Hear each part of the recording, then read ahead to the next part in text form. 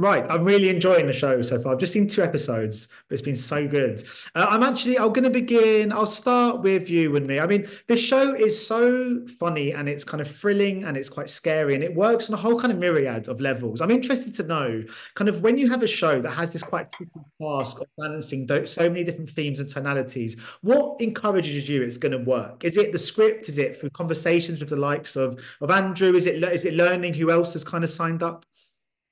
It's all a risk and a gamble. It really is because it's down to all of us.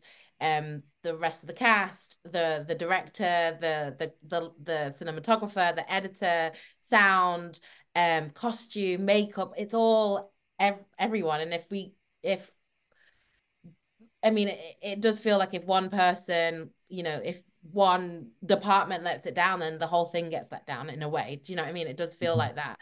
And it's an ensemble piece, not just as actors, but I do think for every project you can make or break it with in an edit, you can make and break it with cinematography. Like, so it's not yeah, it's a gamble because I don't know who's getting. I don't see what other people's vision is. I just join and join part of the team. Mhm. Yeah, talking of the vision, I'll come to the creator next because I had to watch another detective show yesterday called Sugar with Colin Farrell in it. And it's a kind of LA set sort of noir. And I watched this show straight afterwards. It's really interesting because tonally, the two could not be further apart, but both survive of the kind of same idea of the same kind of real sort of detective narrative at its core. It's a kind of tried and tested formula, which always seems to work. Can you tell me a little bit about the challenge in kind of adhering to the classic beat of that genre, but creating something very new and unique and original at the same time? Um, yeah, I mean, I had the idea 4 or 5 years ago, and I approached Sister with it, and I felt like I maybe had an idea for a story that I maybe hadn't seen before, a story that maybe combined several genres, um, and I guess the seed of it was through growing up in the Northwest. I'm from Bolton, family in Oldham, friends and family all across the Northwest. And um, there's a complete magic and warmth and generosity to those places. And the characters you meet there are second to none. They've got humor at their core. And no matter how dark or desperate the situation, they'll flatten it with humor and come out with anecdotes as the antidote. And so all of that combined with my interest in programs like, I mean, the shows that I'm drawn to are ones that kind of lure you into the familiar and then slap you with something unknown. So, shows like Fargo and True Detective. And I don't know if you've seen Jason Bateman's The Outsider or Ben Mendelsohn's The Outsider, but it's just like 20 minutes in, you're like, what on earth is that? What is that? It's like, what's happened there? And those are the shows I was just saying to somebody else that stopped me personally from double screening, because we're all guilty of turning something on and then getting your phone out at the same time.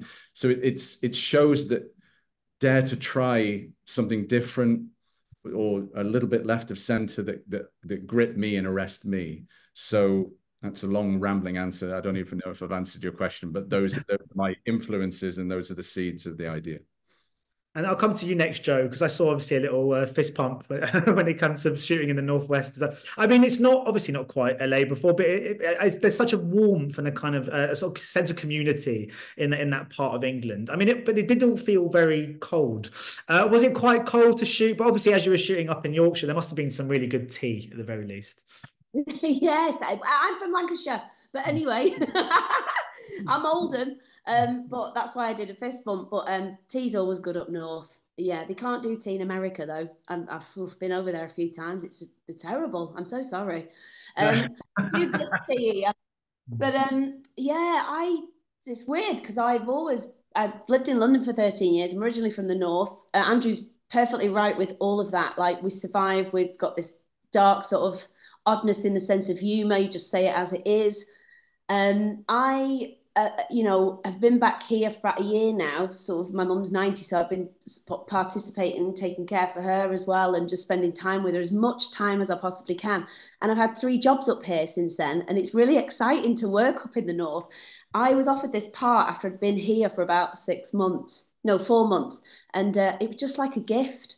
Apart from it being a really exciting role, because I've never really played anyone like Linda, the writing, the ensemble, like Wunmi was saying, like everything about it felt very attractive to me. It was like quality, the quality of, I'd only read, I think, 3 of the scripts, and I was like, I really don't know what's going on. And that made it very exciting for me because, like I said before, you don't really know what's going on in life. I had an idea and I asked questions, but it was like, it could kind of be anything. And I loved, playing that role because it was like, she's so unpredictable and straight talking and cocky and a little bit rude, a little bit sarcastic. And it was like, I'm going to get the opportunity to just have a lot of fun with this and also try and do something with her that's unpredictable. So yeah, it was amazing to be part of that, and especially based up here. And I think Andrew's really nailed the language and the spirit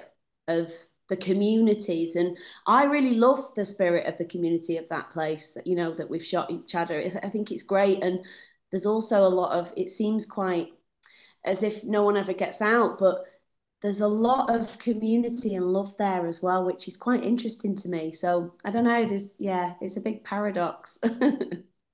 And Arian, I'm gonna come to you next. I just wondered if you have any sort of plans for kind of launch night. I mean, you're also used to kind of being on the telly and stuff, but when you're in a kind of big drama series like this on ITV, do you ever make a thing of a kind of opening night? Do you get a takeaway? Do you have any friends and family over?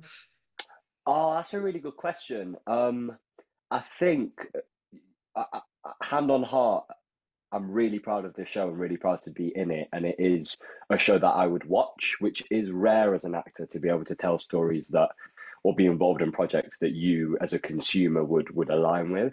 So I think maybe for the first night, like a big takeout, maybe the projector, get the blinds down, really sort of strap in. I think that's probably what we're going to do. But we're doing a big screening in a couple of days where some of us will come together and see each other again after a really long time. So that'll be really special too. But what I'm going to aim to do is just tell all my friends to watch it in their own house first, then come to mine, because I'm not having my viewing party affect viewing figures. I've done that before. I learned the hard way.